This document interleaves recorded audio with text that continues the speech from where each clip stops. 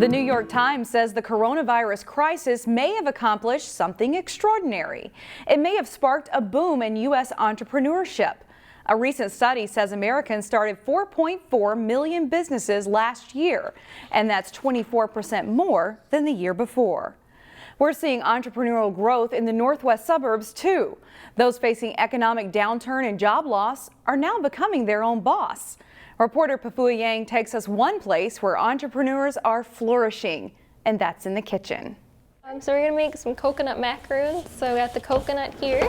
When there's uncertainty in life, there's something that might just help, at least for a moment. And then right here we have the Reese's Pieces brownie. Jessica Mayer's Sweet Bakery. My business is called Bake You Happy. Meant to make you happy. The business officially launched in December, and the magic happens right in Mayer's Maple Grove kitchen. I was in catering and the business has been really slow there because of COVID. So I decided to start my own business. It's always been my dream. From bakery sweets to sweet egg bread.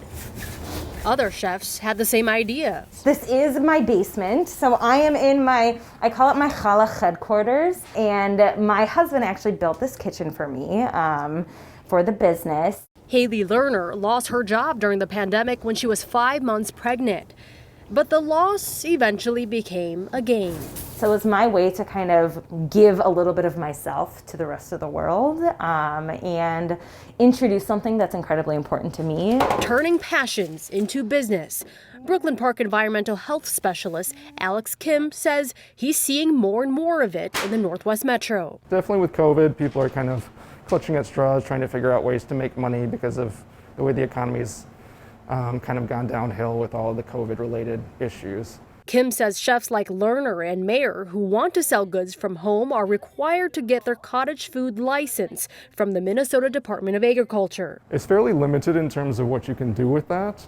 You can technically cook from home using that license, but you can only do things like cookies and brownies and baked goods, or potentially things like pickles or other things in jars. And it takes knowing some science if you want to stay within the cottage food safety guidelines. So if you make like a cream cheese icing or something, it has to have the right ratio of like cream cheese and sugar to make that stable so that it's not hazardous. It won't make people sick. But sweets and dough aren't the only goods on the rise. Food trucks have also been a booming business. These are the type of businesses that Kim inspects yearly. That tends to be something when the economy goes down a little bit for whatever reason that people kind of jump to the possibility of owning a food truck. And that's exactly what Rod Knowles did. The owner of Brass Rail started his food truck business in December when his restaurant was cut in half due to the pandemic. I mean, I went from doing like 20, 30 buckets of chicken a week to almost 130. So it's like a lot of chicken. To no surprise, customers will brave the cold just to eat some good wings. A lot of my customers are from right here. It's amazing how many people go up north, how many people have moved out of state and come back to Grandy just to have chicken. It's important to realize that there are definitely costs associated with that, and it's pretty similar to owning a restaurant. It's just on wheels. In order to open a food truck or a restaurant, Kim says people need to take a test to get their necessary certification. And then the second step with that, in Minnesota specifically, is basically sending your credentials from ServSafe into the Minnesota Department of Health, along with a $35 check, and then you get that state certification. Because baking and food trucks have been such popular startups in the Northwest Metro, it's having a domino effect on what higher education is teaching. The culinary program at Hennepin Technical College says it's forced them to make a pivot. But definitely the shift happened.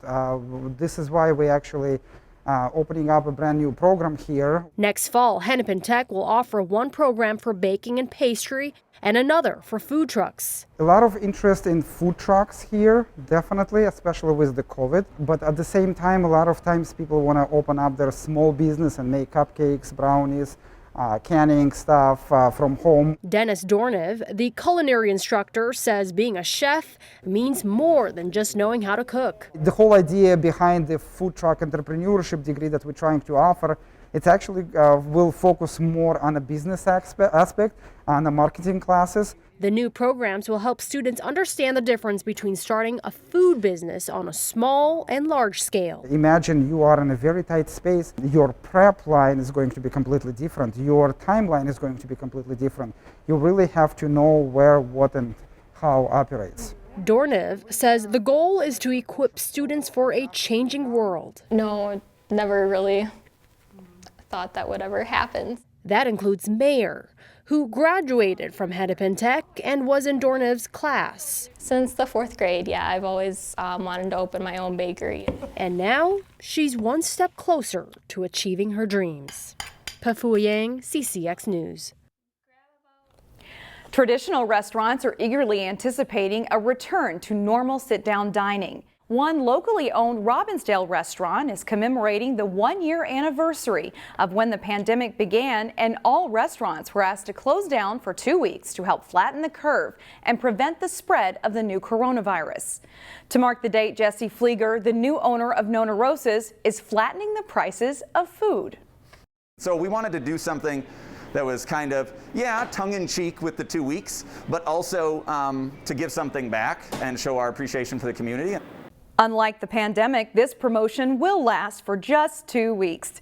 Flieger says he's fortunate that local people have supported the restaurant during the past year.